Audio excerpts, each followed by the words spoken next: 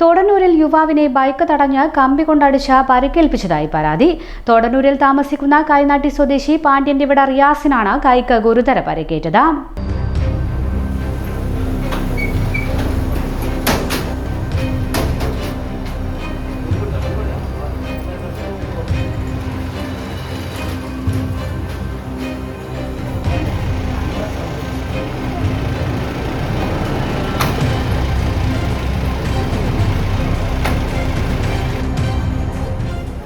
ബുധൻ വൈകുന്നേരമാണ് സംഭവം. എടത്തുംകര സ്വദേശി മലയിൽ ഷൈമേഷാണ് ആക്രമിച്ചത്.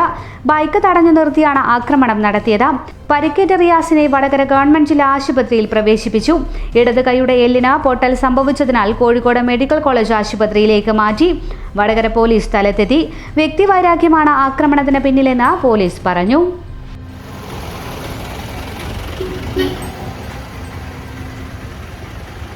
ഇത് മതിയോ? Parco Gold and Diamonds.